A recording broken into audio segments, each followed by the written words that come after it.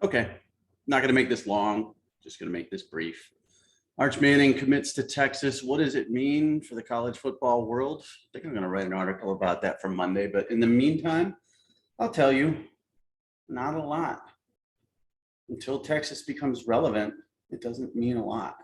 Had he committed to Alabama, I could break down all the different scenarios, how he'd play for a national championship under Nick Saban.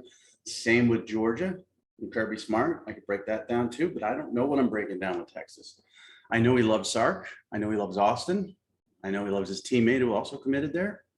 And the opportunity. Quinn Ewers is next year's starter, next season, 2022, probably 2023, then gone. And then Arch will take over in 2024. It impacts the Big 12. It impacts the SEC because they're moving to the SEC 2025, less earlier. Not sure what the conferences are going to be, the pods and all that stuff. We know they're probably going to play Oklahoma in some way, shape, or form. They're not going to kill that rivalry, at least I hope. Could play Texas A&M. That would be nice. But we'll see what the SEC has in store when Oklahoma and Texas move there. So it impacts the SEC because Georgia's looking for a quarterback now. They'll be fine. I'm not worried about them whatsoever. They'll get a 5-star, probably 2024 kid. Alabama's got Eli Holstein. They'll be fine. I'm not worried about those two. Texas wouldn't be fine if they didn't get Arch Manning. That would be a big blow to Sark. So the fact that he did choose them helps Texas more than I think it would Alabama and Georgia. It's going to affect Oklahoma, obviously, the Big 12. It's going to affect the other teams in the Big 12, TCU, Oklahoma State. There's some good programs there, Baylor, that maybe impacted the 1 year that he's the starter, unless he comes in at 2023 as a true freshman, wins the job, Ewers transfers or something happens, gets injured. But it won't affect the Big 12 that much. It'll affect the Big 10, oddly enough, because they play Michigan and then they play Ohio State, 2024 Michigan, 2025 Ohio State. So those are early games too on the schedule. So that's going to affect somebody's national championship opportunities. I don't expect them to beat Ohio State. Again, that's a long way away. Maybe they will. Maybe they'll be great by then. Don't know. Don't expect them to beat Michigan. Maybe they will. Don't know. Right now, this football team that lost to Kansas last season is hard to project to beat anybody that's any good. But this is important. Quinn Ewers transferring back to Texas is important. Arch Manning, a Louisiana prospect, committing this early in June is important. Other players are going to follow. Other offensive linemen. The last year's O-line class was tremendous. They'll have another good one this year because of Arch Manning. Wide receivers, running backs, even defensive players will take a look at this and be impacted. I have a backdrop by now, by the way, in case you haven't noticed, but it's not filled with anything yet. But the landscape of college football hasn't changed a bit. I don't think he's this generational talent. I don't think he's this guy that is going to come in his first 2 years and change the entire landscape of college football. He's not Trevor Lawrence. And Clemson was already good when Trevor Lawrence came in as a freshman, won the national title. He's not Tim Tebow. He's not a program changer from a locker room standpoint, a leadership standpoint. He's going to have to live up to a whole lot of expectations with the last name Manning. He's going to have to play better than I've seen him play. He's very, very good. Don't get me wrong. I've got him as the number 2 player in this class. Malachi Nelson's my number 1 guy. But I think the expectations are so high for him that it's going to be difficult for both he and Quinn Ewers, because if Ewers struggles at any point in 2024, fans are going to start chanting. We saw at Oklahoma last year when Rattler was struggling, they chanted for Caleb Williams. Then when Caleb Williams struggled in one game, they chanted for Rattler. That's just fans. That's the way they are. At Texas, they're going to chant for the guy who's not playing because they've got 2 big superstars and 2, highly hyped quarterbacks on their roster. But again, this was needed for Sark.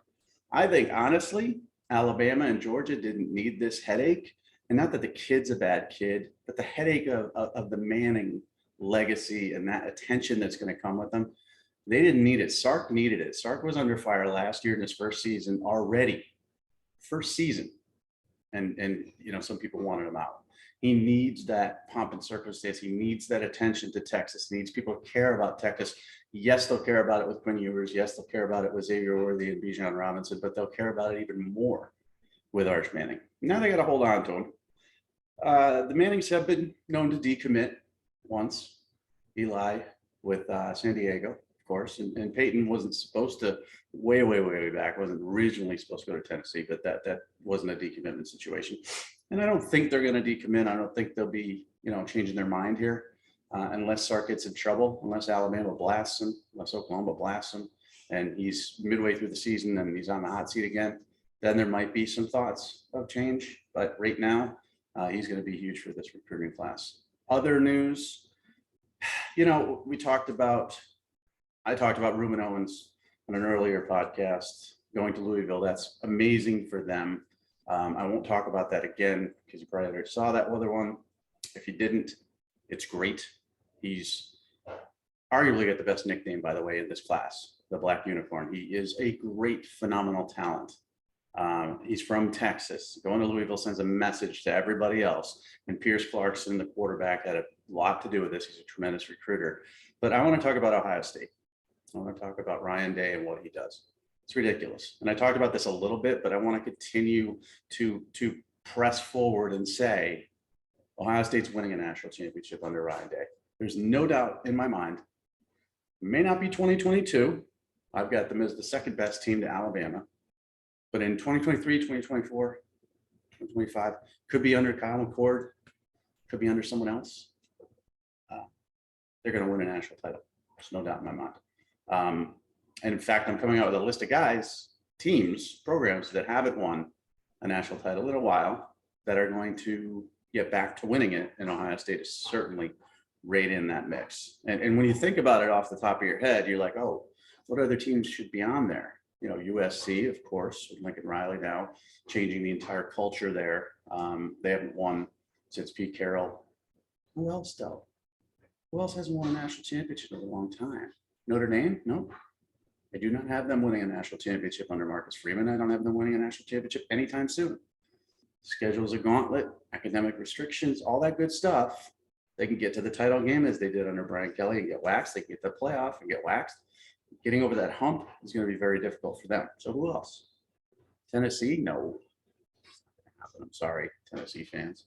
Miami? Oh, that's one. There's another one right there. Miami. Is Texas in there? No, I haven't decided yet. But I do believe that out of those programs, Florida State, Miami has the best chance to win a national championship with Mario Cristobal and the way he recruits. You're just going to see, you'll watch and see that he's going to bring more talent there than they've had in a very, very long time. And when you think of other programs that haven't won it in a while, geez, Florida is one of them. Urban Meyer has been gone for a long time. I mentioned Texas. Mac Brown's been gone for a long time.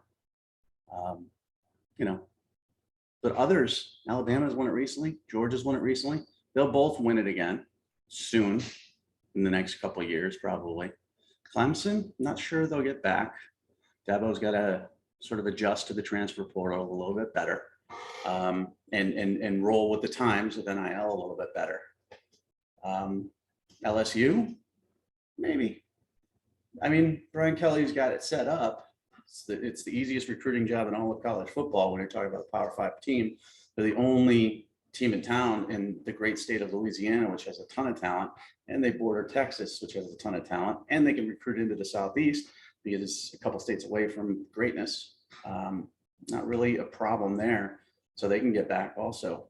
Other teams that have no chance of ever getting back, Colorado, Georgia Tech, remember when they split a title? That's never going to happen again. Nebraska, that's not going to happen either. So look for that. I'm coming out with that hopefully next week. I'm going to do an Arch Manning, impact thing, how this impacts Sark, how this impacts Quinn, how this impacts everybody else. Also, if you're, a lot of people don't see these yet. I don't have a lot of YouTube followers. I don't have a lot of listeners yet because I'm new to the podcast world. But if you haven't seen what we're doing, myself and Dave Schumann, when it comes to promoting under the radar kids or younger recruits, check it out. Just follow my Twitter feed, Farrell Sports. and you'll see it pop up continually. It's not free. Nothing in this world is free. Sorry, it's the way life works. But it is an opportunity for kids to get exposed to over 1 million followers and every college coach in the world. Because even if they say they don't follow me, somebody they know does. And that's not being arrogant. That's just the way it is. I say stuff that ticks people off, or they're very happy about it. Doesn't matter. It could be the same coach in a week. I could get a text from a coach that says, thank you for that article. It was great. Week later, what are you doing? Why'd you write that? That sucks. You suck. It's called polarizing, folks. So that's really it. Just a quick Arch Manning, impact on college football, which is nothing. Alabama's still going to be great. Georgia's still going to be great. Texas may or may not be great. Not really that exciting, is it? But for those people that are saying this is an impactful commitment, it certainly is, but not to the landscape of college football. It's impactful to Texas. It's impactful to Steve Sarkisian and that roster. And that's it. Until Texas shows me that they can play on a national stage and be back. Remember? They're back. Sam Ellinger, remember? Remember when they beat Notre Dame a few seasons ago in the early game? Joe Tessitore, they're back. They're not. And they're a ways away from it.